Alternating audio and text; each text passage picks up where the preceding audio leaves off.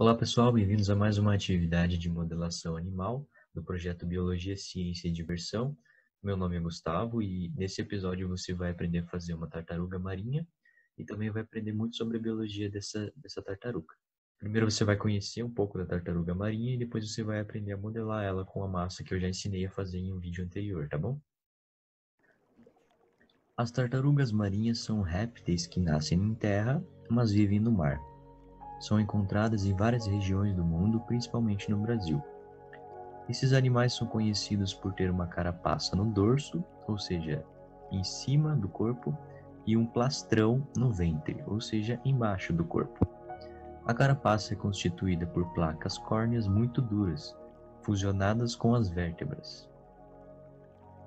Essa carapaça tem várias funções, sendo a proteção uma das mais importantes, pois a sua rigidez muitas vezes impede que sejam predadas por predadores como tubarões, baleias e outros. Além disso, as nadadeiras e a cabeça do animal são cobertos por escamas, que também têm função protetora. As tartarugas marinhas possuem diversas adaptações na morfologia do corpo, que facilitam a sua locomoção na água. Na maioria das espécies, a carapaça é achatada, o que facilita o deslocamento na água. As nadadeiras peitorais possuem forma de remo, pois são largas e compridas, e o seu movimento impulsiona a tartaruga para frente. As nadadeiras de trás também fornecem propulsão, mas são um pouco menores e seu formato é diferente do que as das peitorais. Apesar de as tartarugas viverem no mar, elas possuem pulmões. Então, de tempo em tempo, elas precisam submergir para a superfície para poderem respirar. Mas como conseguem ficar por tanto tempo embaixo da água prendendo a respiração? Elas têm vários mecanismos que tornam isso possível. O organismo funciona lentamente, o coração bate devagar e existem alterações no sangue que permitem o melhor aproveitamento de oxigênio. Mas em especial, as tartarugas apresentam uma estrutura chamada de bolsa cloacal, que ajuda o animal a obter o oxigênio que está na água, funcionando como um mecanismo respiratório acessório. As tartarugas não têm dentes. Ao invés disso, possuem um bico córneo muito duro, usado para arrancar pedaços de alimentos. Elas podem ficar muitos dias sem comer, pois são capazes de diminuir o seu metabolismo. A sua dieta varia de acordo com a espécie, mas em geral são carnívoras e herbívoras. As suas mandíbulas poderosas trituram as conchas e carapaças de moluscos e crustáceos. Podem se alimentar também de águas-vivas, anêmonas, peixes e polvos. Um fato bastante curioso sobre as tartarugas marinhas é que os machos geralmente não saem do mar, somente as fêmeas. Elas chegam às praias em períodos reprodutivos para depositar os seus ovos em buracos cavados por elas mesmas, na areia. Uma fêmea vai para a areia na praia, geralmente durante a noite, porque é mais seguro para ela, e procura um lugar alto para que o nível do mar não chegue no ninho. Ela cava um buraco com as nadadeiras traseiras e coloca muitos ovos. Eles ficam incubados de 45 a 50 dias e assim que os filhotes nascem, eles vão direto para o mar. Atualmente, a maioria das espécies de tartaruga marinha são ameaçadas de extinção, pois existe muita poluição nas praias e no mar, que a principal ameaça as tartarugas marinhas. Isso ocorre porque esses animais muitas vezes acabam confundindo a sua comida com lixo, porque não conseguem diferenciar o alimento de um plástico, por exemplo. Além disso, as tartarugas marinhas são ameaçadas pela pesca, pois podem ficar presas nas redes dos pescadores e morrem afogadas, pois não conseguem subir até a superfície para respirar. É por isso que precisamos ter mais consciência em relação ao lixo que a gente consome, evitando de jogar nas praias, nos rios e lagos, pois esse lixo acaba indo para o mar e entrando em contato com as tartarugas e com todos os outros animais aquáticos. Além disso, se você separar o lixo em casa, você já pode conseguir proteger as tartarugas marinhas e outros animais que vivem no mar. Bom, a primeira coisa que você vai fazer é o casco. Eu peguei aqui um pedaço de massa, fiz uma forma oval, a ponta dele eu afinei um pouco, que é a parte de trás da carapaça da tartaruga. Depois eu dei uma reforçada nessa carapaça, eu peguei mais uma bola de massa, coloquei por cima com um pouco de água, e aí com o pincel eu fui modelando para dar a forma em forma de concha, uma forma mais redonda dessa carapaça, porque ela estava muito reta.